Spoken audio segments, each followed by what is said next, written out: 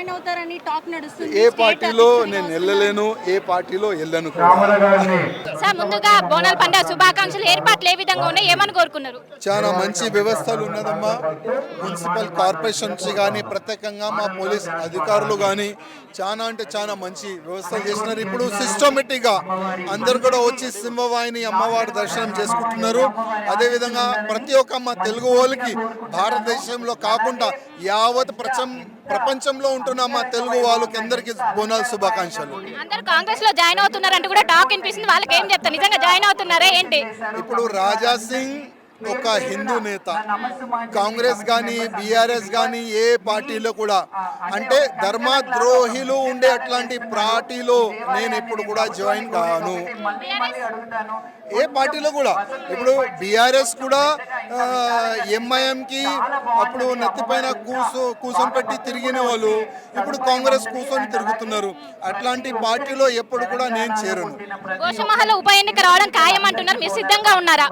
ఇప్పుడు అది కేంద్ర అధిష్టానం కానీ మా స్టేట్ కమిటీ కానీ ఒకవేళ వాళ్ళు అనుకుంటే ఉప ఎలక్షన్ వస్తుంది. ఇప్పుడు వాళ్ళ ఇష్టము. వాళ్ళు స్పీకర్ దగ్గర వెళ్తారా లేక కేంద్రంకి పోయి ఒత్తిడి తీసుకొని వస్తారా? రాజా సింగ్ గుర్తు పైన గెలిచిండు, ఆ స్పీకర్ దగ్గర వచ్చి లెటర్ ఇవ్వాలా వద్దా, కేంద్రం నుంచి ఆదేశం తీసుకొని వాళ్ళు వెళ్తారా? వాళ్ళ ఇష్టం. ఒకవేళ ఉప ఎన్నికలు వస్తే కూడా నాకేం అభ్యంతరం లేదు. కేంద్రం ఒకవేళ చెప్తే రాజా సింగ్ నువ్వు గుర్తు పైన గెలిచినావు కదా, రిజైన్ ఇచ్చేసేయి అంటే కూడా మేము ఇమీడియట్గా ఇచ్చేస్తాం.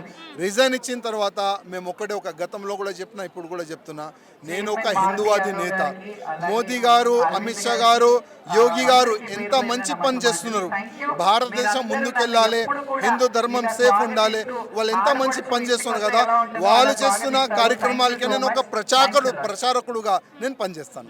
మాధవలత కూడా పోటీ చేయడానికి సిద్ధంగా ఉన్నారని కూడా వార్తలు వస్తున్నాయి.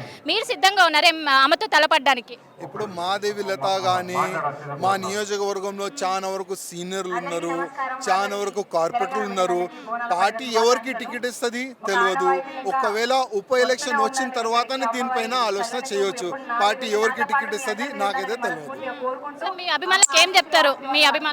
మా అభిమానులకి, మా కార్యకర్తలకి, మా హిందూ బంధువులకి ఒక మాట చెప్తున్నా, మనము ఒక హిందుత్వం గురించి పనిచేయాలి, భారతదేశ సేవ గురించి పనిచేయాలి, సమాజం గురించి పనిచేయాలి.